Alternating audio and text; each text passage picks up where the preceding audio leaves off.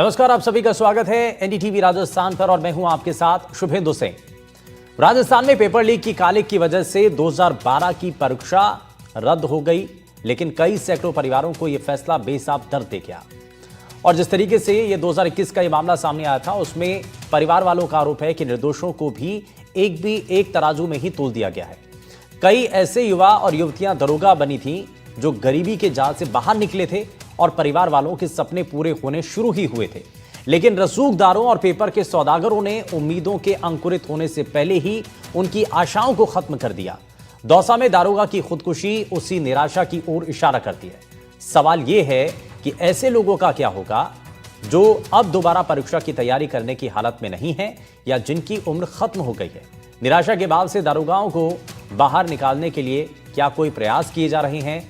इन तमाम पहलुओं पर हम चर्चा करेंगे। और ये जो खुदकुशी का मामला है, इसकी वजह क्या है, इसके कारण क्या हैं और आगे इसका प्रभाव क्या होगा, इन सभी चीज़ों पर हम बात करेंगे।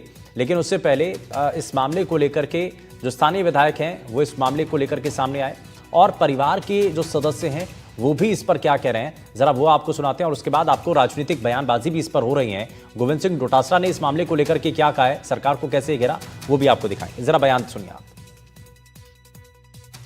कोई मैसेज था मेरे पास, उसमें मैंने इसकी पूरी जानकारी ली और जो SI 2021 का जो चयनित अभ्यर्थी था जो कि धौलपुर के आसपास पोस्टेड था, यहाँ भाई से मिलने आया था और वो जब ये भर्ती कैंसिल करी सरकार ने, तो साथ में था वो दुखद था। ऐसे कई मैसेज अभी मेरे पास मैसेज भी आए व्हाट्सएप पे। परेशान था, गरीब परिवार से था, मेरे आगे क्या होगा, डिप्रेशन में था और शायद इसने यहाँ सुसाइड किया है।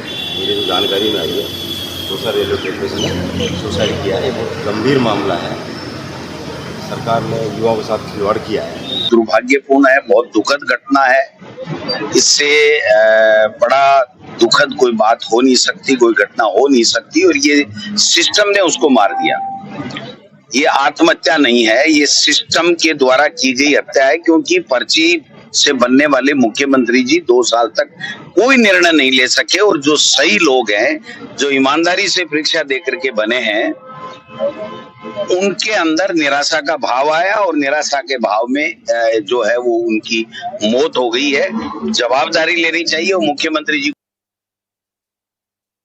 2016 में वो वन रक्षक का पेपर लगा तो वो पास कर लिया था। उसके बाद पटवारी का हो गया। उसके बाद में सेकंड ग्रेड मतलब ये निकाल लिए। 2018 वाली SI वाली थी, उसमें भी इसकी 450 रैंक की थी। और उसके बाद में 2021 वाली है और इसके साथ लेक्चरर सेकंड ग्रेड इसमें हो गया था। अब 2021 वाली इसने ज्वाइनिंग कर ली थी, अभी भर्ती रद्द हो गई। उस दिन से बहुत डिप्रेशन में था। कितने भाई बहन हो? हम 6 भाई और 2 सिस्टर हैं। परिवार की स्थिति किस प्रकार? परिवार की स्थिति बहुत डाउन है। इसी के ऊपर सारा कारोबार इसी पर निर्भर था। ये बहुत तरीक़ा से सभी घर वालों ने पढ़ा, कैसे करके बेलदारी करके बड़े भाइयों ने और सभी ने इसको बहुत वहाँ से पढ़ाया था। अब इसी के ऊपर थी हमारी पूरी जिम्मेदारी थी। मैंने इसकी पूरी जानकारी ली और जो SI 2021 का जो चयनित अभ्यर्थी था जो कि धौलपुर के आसपास पोस्टेड था, यहाँ भाई से। तो परिवार के जो सदस्य हैं वो बता रहे हैं कि सारी जिम्मेदारी इन्हीं के ऊपर थी और इनके अब ना होने की वजह से इसका जो असर है वो परिवार के ऊपर भी होगा। लेकिन ये सिर्फ एक परिवार की कहानी नहीं है। ऐसे कई परिवार हैं जिनके सदस्य इस भर्ती परीक्षा के अंदर पास हुए थे, नौकरी कर रहे थे और इस फर्जीवाड़े से उनका कोई लेना देना भी नहीं है। लेकिन उसके बावजूद अब उनके जीवन पर, न सिर्फ उनके अपने जीवन पर बल्कि उनके परिवार के ऊपर भी इसका काफ़ी ज़्यादा असर पड़ रहा है। आज जरा उन्हीं की बारे में हम बात करेंगे और जरा उनका दर्द भी समझेंगे, क्योंकि ये जो सुसाइड का मामला सामने आया है या जिस तरीके से ये मामला सामने आया, उसको लेकर के अब कई सवाल हैं, कई दर्द की कहानियां हैं, जरा वो भी हम जानेंगे। और इसको समझने के लिए हमारे साथ खास मेहमानों का एक पैनल हमारे साथ कार्यक्रम में जुड़ चुका है। जरा सबसे पहले आपको मिलवा देते हैं उनसे। हमारे साथ वकील सिमरन बराड़ जी हमारे साथ कार्यक्रम में जुड़ गए हैं। सिमरन जी, बहुत स्वागत है आपका। आनंद वर्धन शुक्ला जी, पूर्व पुलिस अधिकारी, हमारे साथ कार्यक्रम में। सर, बहुत स्वागत है आपका। हमारे साथ यशोदा मेडिसिटी इंदिरापुरम से मनोवैज्ञानिक डॉक्टर अनु मनोचा जी कार्यक्रम में जुड़ गए हैं। अनु जी, बहुत स्वागत है आपका। और साथ ही हमारे साथ SI भर्ती के जो परीक्षार्थी हैं विकास भितूड़ी, वो भी हमारे साथ जुड़ गए हैं। विकास, बहुत स्वागत है आपका। और साथ ही वीरेंद्र शेखावत हमारे जयपुर से संवाददाता हमारे साथ जुड़ गए हैं और उनके साथ जो मृतक के परिवार के सदस्य हैं वो भी उनके साथ में मौजूद हैं। वो बताएंगे कि आखिर हुआ क्या, कैसे हुआ, और ये जो दर्द की कहानी है जरा उसको और गहराई से जानते हैं, आप तक बताते हैं, पहुंचाते हैं वो बात। परिवार के लोग अब क्या कह रहे हैं, वीरेंद्र जरा बातचीत कीजिए, सबसे पहले उन्हीं से बातचीत कीजिए आप और बताइए कि वो क्या कह रहे हैं। बिल्कुल, देखिए शुभेंदु, मैं यहाँ पर जो राजेंद्र सेन हैं उनकी जो डेथ के बाद जो तमाम जो यहाँ पर लोग पहुँचे हुए हैं उनके साथ मौजूद हूँ, और आप देखिए कि यहाँ पर उनके पिताजी और भाई हैं, वो दोनों बैठे हुए हैं, उनसे मैं बातचीत करने की कोशिश करूँगा। ये राजेंद्र के छोटे भाई हैं, क्या कुछ आप लोगों के मतलब ये जब घटना घटी आपको कब पता चला कि इस तरीके की? सबसे पहले मैं इस चैनल के माध्यम से इस राजस्थान की जनता को बताना चाहूँगा, जो आज मेरे सामने ऐसी ये दुर्घटना व्यतीत कर रहा हूँ मैं आज में, ये आज ये मेरे समाज के लिए नहीं है, ये सभी समाज के लिए हित में है। ये जो 800 बच्चा जो ये फर्जी का टैग दिया गया है इनको, सबसे पहले मैं इनके बारे में यही कहना चाहूँगा, जो सरकार ने, न्यायपालिका ने, जो एसओजी ने इनको फर्जी का टैग दिया गया है। पहले तो मेरे भाई ने इसके पहले सबसे पहले उसने अपना बलिदान दिया है। मैं तो सबसे पहले यही जाऊँगा, चाहे मेरा भाई, खास मेरा भाई गुजरा है, ये तो मैं जानता हूँ, मेरी माँ जानती है और परिवार जानता है मेरा। लेकिन ये 800 बच्चों के माँ बाप, इनके साथ में क्या होगा? आज तो मेरा भाई मरा है, कल इनके साथ में ऐसी घटना हो जाती है, फिर ये किसको रोएंगे? इनका जवाबदेही कौन होगा? सबसे पहले मैं मेरी जानता हूँ, मैंने मेरे भाई को कैसे पढ़ाया, मेरे माँ बाप ने कैसे कैसे मेरे भाई को पढ़ाया है। उसने 8 नौकरी छोड़ के, और जब उसको फर्जी का टैग दिया गया है लास्ट में, उसने SI की पहले 2018 के में 431 रैंक थी उसकी, तब उसने अच्छी सिलेक्शन की वजह से नहीं गया कि अच्छी रैंक नहीं है। उसके 2 बार RS मेंस क्लियर है, इंटरव्यू रह गया। उसकी वन विभाग वो क्लियर है, फर्स्ट रैंक चित्तौड़गढ़ से 2013 और या 12 में। उसके राजस्थान पुलिस पटवारी, ऐसा है उसने एक भी एग्जाम नहीं छोड़ा जो उसने क्लियर नहीं किया हो, और आज उनको ये फर्जी का टैग दिया गया है, और आज उनको आत्महत्या करने के लिए बेबस किया गया है। उनको, उसने आत्महत्या की नहीं है, उनको हत्या करवाई गई है सरकार के द्वारा। मैं तो ये कहना चाहूँगा। मेरे साथ शुभेंदु इनके पिताजी भी हैं राजेंद्र के, उनसे भी बातचीत करूँगा, क्योंकि क्या कहेंगे, क्योंकि राजेंद्र तो चला गया, मानते हैं दुख काफ़ी ज़्यादा है। कई SI जो ट्रेनी SI हैं वो भी आपके समर्थन? हमको तो न्याय को दर्जा चाहिए साहब, जगह बोला यहाँ बोला यहाँ पर उनके पिताजी से बोला नहीं जा रहा है, गला रुंधा हुआ है। शुभेंदु, यहाँ पे एक बार मैं फिर से उनके भाई से ही बात करूँगा। देखिए, जिस तरीके से देखा गया है कि न्यायपालिका ने अपना जो डिसीजन है वो दिया है, लेकिन सबसे बड़ी बात यह है कि आप लोगों के साथ और भी लोग आ रहे हैं। परिवार की आर्थिक स्थिति काफ़ी कमज़ोर भी थी, और उसके साथ साथ जो है तमाम जो लोग हैं आपके समर्थन में।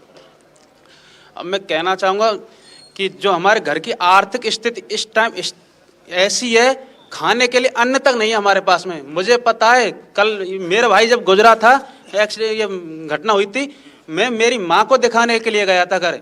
वो आया था, मैं उसको फ़ोन किया, मैंने कि मेरे को कमरे के रुपये देने, तब वो मेरे खाना आया। वो आके नहीं, वो तुरंत बैठो, रोटी बनाई, खाई भी नहीं मैं जब तक मेरी मम्मी का फोन आया। भी उसी ने बनाई? हाँ, रोटी हम दोनों भाई ने बनाई थी। तुरंत मेरी माँ का फोन आया, माँ रोवे लग पड़ी, कह तू आया जल्दी, मेरे ऐसी कंडीशन है रही है। फिर उनके मेरे भैया के बच्चे ने फ़ोन किया मेरे पास में, कहा अम्मा रो रही है। मैं तुरंत ट्रेन पकड़ के सीधो घर निकला था। उसके बाद मैंने उनको समझाया करे, फिर मैं मम्मी को दिखा के लेकर आया था भरतपुर। उसके बाद में फिर मैंने गेहूं आए 3 दिन से चावल खा खा के गुजार कर रहे। अच्छा वीरेंद्र, कंडीशन खराब है हमारी इस टाइम, थोड़ा परिवार के लिए घर नहीं। के लोगों से जरा जानिए कि भर्ती को रद्द करने का जो फैसला जो सिंगल बेंच ने दिया था, डबल बेंच में आकर के उस पर रोक लगा दी गई थी। तो अभी तो यथास्थिति बनी हुई थी, तो ऐसी कोई बात तो थी नहीं कि भाई रद्द ही कर दी गई है, तो उसके बाद क्यों? मैं 2018 से पढ़ाई छोड़। बिल्कुल, देखिए शुभेंदु, मैं इनसे ये भी सवाल करूंगा कि जिस तरीके से देखा गया है कि सिंगल बेंच ने तो अपना डिसीजन वो दे दिया, लेकिन एक उम्मीद थी कि भी पूरी तरीके से रद्द ने भी रोक लगा दी थी, तो उसके बावजूद फिर इस तरीके का स्टेप उठाना। मैं इसके बारे में कहना चाहूँगा, चलो सिंगल बेंच ने इनके विपरीत दिया फैसला, लेकिन जैसे ये DP में गए तो उन्होंने इस पर रोक लगाई।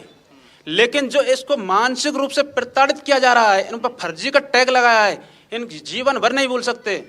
मेरा भाई एक दिन मेरे से बोल भी रहा था, अगर ये कैंसिल नहीं होती है तो मैं तैयारी फिर भी करूंगा, मैं इसको छोड़ के नहीं और नौकरी जाऊंगा, इस पर जिंदगी भर को कलंक लग गया मेरे पे। लेकिन ऐसी क्या वजह रही कि वो सुसाइड कर ली? अब सबसे पहले तो से कुछ बातचीत हुई होगी? नहीं, मेरी उससे ऐसी कोई बातचीत नहीं हुई। अभी मैंने बुलाया था, मैं बात करता था, मेरी मम्मी फोन आ गो, इतनी कोई मम्मी को पता है आपकी कि अभी मम्मी तो पूरी बात छिपा रहा है, मम्मी को पता पड़ जाए कि ऐसी घटना। अभी तो हमने ये कह रखी है कि आईसीयू में भर्ती है बस। नहीं अगर बताया उनको कि उनके साथ ये घटना नहीं नहीं ऐसे नहीं बताया मैंने कि एक्सीडेंट हो गया है उसका, मैंने को आईसीयू में भर्ती है बस इतना। अगर ऐसे ही में बता देते तो अब तक मेरी मम्मी भी खत्म होने का। आज 70 साल की उम्र है मेरी मम्मी की, ये पिताजी बैठे हैं पास में ही, इनकी उम्र तुम आंखों से देख सकते हो। ये वीरेंद्र, हम इसीलिए हमने इन्होंने सबसे मेहनत पहले जानने गौशाला की में कोशिश की है गोबर डाल कि परिवार के लोग आखिर इस पर क्या कह रहे हैं, क्योंकि ये बहुत बड़ी बात है और इसको लेकर के हम पहले भी चर्चा करते रहे हैं कि भाई जो चयनित परीक्षार्थी हैं उनके ऊपर क्या रहेगा। इसको जरा समझते हैं और जरा बारीकी से जरा जानते हैं। परिवार के लोगों की हमने बातों को सुना है। खैर बहुत शुक्रिया वीरेंद्र, आप जुड़े हमारे साथ, आपने परिवार के लोगों से भी जानकारी ली है, बातचीत आपने की, बहुत शुक्रिया आपका। लेकिन अब जरा आप जो हमारे साथ पैनल में हमारे जो खास मेहमान हैं उनके आज जरा जल्दी से रुक कर लेते हैं। आनंद वर्धन शुक्ला जी हमारे साथ हैं। आनंद सर, हम इससे पहले भी चर्चा करते रहे कि भाई इतना बड़ी गड़बड़ियां उसमें सामने आई थी, लेकिन जांच के अंदर भी जब सामने आया तो एक पहलू ये था कि भाई जितनी गड़बड़ियां थी वो तो सब इतर कर दी गई थी, लेकिन अब उनका क्या, अगर इस भर्ती को रद्द कर दिया जाता है तो जो चयनित अभ्यर्थी हैं या जो सही तरीके से जिन्होंने परीक्षा पास की उनका क्या होगा। और ऐसा इसका देखिए पहली जो तस्वीर है वो सामने आ चुकी है। हाँ, ये बहुत ही दर्दनाक है। सबसे पहले तो मुझे बहुत दुख है कि ऐसा कोई कदम किसी ने उठाया। जैसा कि आपने खुद ने ही बताया कि हाई कोर्ट की सिंगल बेंच ने जो फैसला किया उसको डबल बेंच ने स्टे कर दिया, तो अभी तो स्टेटस को की स्थिति थी। लेकिन सबसे बड़ी बात है कि इस पर निर्णय लेने में इतना वक्त क्यों लगा, इसका ये परिणाम सामने आ रहा है। अब जो बच्चे बिल्कुल जेन्युइन हैं, जिन्होंने अच्छे से तैयारी करके परीक्षा दी है, उनको सदमा लगना लाजमी है, जरूरी है कि सदमा लगेगा। लेकिन हमारे पास पूरी व्यवस्था में इस तरह का कोई मीटर नहीं है जो जांच सके कि 150 लोग तो नकल करके पेपर खरीद के पास हुए हैं, 400 लोग जेन्युइन पास हुए, ऐसा कोई हमारे पास मापदंड नहीं है। तो किसी भी तरह करके गवर्नमेंट को इतना तो करना चाहिए कि जो लोग पुरानी सर्विसेज में थे, जिनको लियन दिया जा सकता है और जो मान के चल रहे हैं कि वो जेन्युइन थे, तो उनको वापस सेवा में लिया जा सकता है। इसी तरह से जिनको ओवर एज हो गए हैं इस परीक्षा के कारण, उनको एज में रिलैक्सेशन का आई थिंक हाई कोर्ट ने पहले ही ऑर्डर दे दिया है। अभी स्टेटस को मेंटेन है, लेकिन इतना जरूर है कि बहुत ही मास स्केल पे, बहुत बड़े स्केल पे पेपर बांटे और मतलब बेचे गए हैं, नकलें हुई हैं, इनपर्सोनेशन हुआ है। तो परीक्षा को जेन्युइन बताना तो मैं समझता हूं असंभव है। आपके खुद के जो मंत्री हैं उन्होंने, जो विपक्षी नेता हैं उन्होंने, बाकी सारे लोगों ने ये बात कही कि इसमें फर्जीवाड़ा है। लेकिन अब ये जो आप जैसा कदम अब जो नहीं बताया आनंद सर, लेकिन जो अभी चीजें हो रही हैं, क्या इसमें एक ही कारण है कि भाई इसमें निर्णय लेने में काफी देरी करती है? वो देरी असल में कारण सबसे बड़ी बात यह है कि जो निर्णय आप 2 साल पहले ले सकते थे, लिंगर ऑन करके कमेटी बना के, एटीएस ने, एसओजी ने कह दिया कि कैंसिल करिए, कमेटी ने आपकी कह दिया कैंसिल करिए, तो इतना विलंब क्यों, किस लिए? इसी से फ्रस्ट्रेशन बढ़ता है। ठीक है कि वो बंदा 2 साल नौकरी कर रहा है, 2.5 साल नौकरी कर रहा है, अगर 4 महीने में आपने फैसला कर दिया, 6 महीने में कर दिया, वो अगली तैयारी करेगा।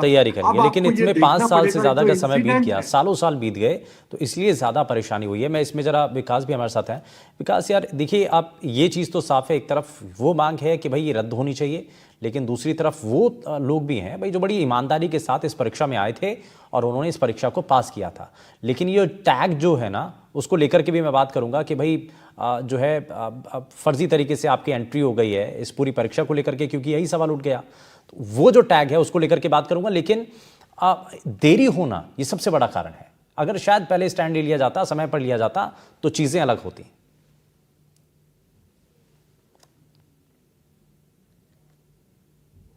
अनम्यूट करिए विकास, एक बार अनम्यूट कर लीजिए। देखिए सर, सबसे पहले तो मैं एनडीटीवी के मंच से भाई राजेंद्र जी को भावपूर्ण श्रद्धांजलि अर्पित करना चाहूंगा कि ये झकझोर देने वाली घटना है। आनंद शुक्ला जी ने बहुत बड़ी बात कही कि यह काम बहुत पहले हो जाना चाहिए था। सर 21 की भर्ती थी, 25 आ गया, ये काम 21 में भी हो सकता था, 22 में भी हो सकता था, 23 में भी हो सकता था, लेकिन तत्कालीन गहलोत सरकार ने इस भर्ती परीक्षा में बंटाधार करने का काम किया। गहलोत के जिस तरह पीएसओ पकड़े गए, राजदार पकड़े गए, पूरी आरपीएस से भ्रष्ट निकली, 5-5 सदस्य तत्कालीन अध्यक्ष दोषी पाए गए, लेकिन सब लोगों ने इस पर 2023 तक पर्दा डाल दिया। उसका खामियाजा आज योग्य और अयोग्य अभ्यर्थी दोनों आज भुगत रहे हैं। तो इस सरकार के ऊपर करारा तमाचा है। मैं तो कहता हूं गहलोत साहब को भी जेल की सलाखों के पीछे होना चाहिए था, इनकी जांच होनी चाहिए थी। 19 में से भाई 17 पेपर लीक हो गए, कोई धनी धोरी नहीं है राजस्थान का। माननीय जज साहब ने टिप्पणी की कि आरपीएससी का कोई धनी धोरी नहीं है, घर का भेदी लंका ढाए। एक तरफ तो गहलोत साहब के राजदार गिरफ्तार हो रहे हैं, दूसरी तरफ आरपीएससी के 5 सदस्य सहित तत्कालीन अध्यक्ष दोषी पाए जा रहे हैं, लेकिन कोई सुनने वाला नहीं है सर। तत्कालीन समय में 11 एफआईआर दर्ज हुई थी, लेकिन उन सभी एफआईआर में कोई कार्रवाई नहीं की गई, उनको पेंडिंग रख दिया गया, कुछ में एफआईआर लगाती गई और आनंद फानन में उस मुद्दे पर पर्दा डाल दिया गया। इसमें नाकामी वर्तमान भजनलाल सरकार की भी रही कि 2023 से 2025 तक 1.25 साल में सरकार कोई फैसला नहीं कर पाई। अगर सरकार भी समय रहते फैसला कर पाती, एसआईटी ने तो बहुत पहले जांच दे दी, सब कमेटी ने कह दी, लेकिन उसके बावजूद भी आनंद फानन में इस मामले को अभी लंबा खींचा गया। तो कहीं ना कहीं ये बहुत बड़ा विषय बन गया और राजस्थान में घुट घुट कर जीने की स्थिति हो गई सर। योग्य अभ्यर्थी तो इसका दंश झेल ही रहे हैं, लेकिन जो अयोग्य अभ्यर्थी, मतलब जो इस भर्ती परीक्षा में इन फर्जियों की वजह से, फर्जी वही लोग जिन्होंने पेपर लीक किया, तमाम लोग फर्जी नहीं है। कई मेरे राजेंद्र जैसे भाई ईमानदार थे, मेहनत के दम पर आए थे, लेकिन और जो अन्य लोग थे जिनकी वजह से पेपर लीक हुआ, उनकी वजह से आज ईमानदार अभ्यर्थी जो चयनित नहीं हो पाए वो भी दंश झेल रहे हैं सर। मैं आपको बताना चाहूंगा, कोटा में भी इस तरह का हादसा हुआ। एक हेमराज मीणा नामक व्यक्ति, स्टूडेंट ने हादसे का एक कदम उठाया, आत्महत्या की। एक सुभाष गुर्जर नामक छात्र ने आत्महत्या की और ये कहा कि सॉरी पापा, मैं आपके सपनों को पूरा नहीं कर पाऊंगा, मैं थानेदार नहीं बन पाऊंगा। ये उसके वक्तव्य थे सर उसकी मौत को गले लगाते समय। ठीक है, मैं इसमें अनु जी को जोड़ रहा हूं। अनु जी, इसमें सबसे महत्वपूर्ण चीज ये है, अगर हम समझें, एक तो ये टैग के भैया ये फर्जी हैं, एक तो वो, और दूसरा परिवार का आर्थिक तौर पर बहुत कमजोर स्थिति थी। परिवार में जो शख्स कमाने वाला है, जो पूरा घर परिवार चला रहा है, उसके ऊपर बोझ, और उसके बाद ये पता चले कि आपकी साहब नौकरी जाने वाली है, और वो भी इस टैग के साथ, ये बहुत बड़ा मानसिक तौर पर एक सेटबैक है उसके लिए, उस इंसान के लिए। शायद यही एक बड़ा कारण रहा क्या? बिल्कुल, फर्स्ट ऑफ ऑल बहुत बहुत बहुत ज़्यादा पेनफुल है ये जो हुआ है। और इनफैक्ट प्रॉब्लम यहाँ आती है कि घर में आर्थिक स्थिति खराब है, उसके अलावा इतने टाइम से वो खिंचता जा रही है, बात खिंचती जा रही है, जिसकी वजह से प्रेशर जो इनबिल्ट हो रहा है, दोस्तों की वजह, दोस्त होते हैं, रिश्तेदार होते हैं, फैमिली होती है, सोसाइटल प्रेशर होता है, वो भी बढ़ता जाता है। जहां वो एग्जाम दे सकते थे या नहीं भी दे सकते थे, क्योंकि हर बार एक ही मनोस्थिति नहीं होती एग्जाम देने की। जो 5 साल पहले थे और जो आज हैं, वो एक सेम स्टेटस नहीं होता है। तो धीरे धीरे वो अंदर से भी डिप्रेशन, साइंस आने शुरू हो जाते हैं, डिप्रेशन होना शुरू हो जाता है, खाना नहीं, कहीं मन नहीं लगता किसी के साथ। तो ये चीजें बहुत काउंटर करती हैं, पर कोई ध्यान नहीं दे पाता है इस बात पर। तो होते हुए भी अकेलापन रहता है जैसे लोगों के अंदर। तो वो साइंस होते हैं, प्रेशर है, सोसाइटल प्रेशर है, अंदर से प्रेशर है, हर किसी की उम्मीद उन्हीं पे लगी हुई है। तो ये चीजें तो होनी ही होती है। ठीक है, ठीक है, इसमें मैं सिमरन जी को भी जोड़ रहा हूँ। सिमरन जी, एक चीज़ ये, अब कानूनी रूप से क्या किया जाए, आगे का रास्ता क्या है? सिंगल बेंच ने पहले रद्द कर दिया था, डबल बेंच पे आकर के इस रद्द के फैसले को रोक लगा दी। अब आगे, क्योंकि अभी तो बहुत सारा स्कोप है, लेकिन क्योंकि कोई स्टैंड क्लियर नहीं हो रहा है, ना तो सरकार, क्योंकि इस पर फ्रंट फुट पर आकर के कह रहे कि भाई नहीं, इसको रद्द कर देना चाहिए, और इसको रद्द करने के लिए हम फेवर में हैं, क्योंकि सरकार अभी न्यूट्रल स्थिति में दिखाई दे रही है। इसमें अभी कानूनी, लीगली इस पर क्या आगे हो सकता है? जी, कानून में तो खैर अपील और डिवीजन बेंच से सुप्रीम कोर्ट जाना, इसका तो आम आदमी को तो लगता है कोई अंत ही नहीं है। अगर मैं एक आम आदमी के तौर से बोलूं, और वकील के तौर से भी अपील रहती है, तो जो भी अब आप देखें, जिस फिलहाल जैसे ये वेग रह गया है सब कुछ, ना इसमें कार्रवाई हो पा रही है, ना जिन्होंने इम्तिहान दिए हैं उनके लिए कोई यहाँ पे सोल्यूशन है। तो या तो इसके ऊपर सुप्रीम कोर्ट का रास्ता है कि वहां पर जाएं पिटिशनर्स, पर उससे भी कोई अभी हल तो दिखता नजर नहीं आ रहा है। दूसरी बात ये है जो मैं कहना चाहूंगी कि एक कहावत है जिसका, जैसे इंग्लिश में हम कहते हैं, justice delayed is justice denied. तो जो लोग होते हैं कोर्ट के सामने, जितनी देरी रहती है उतना ही लगता है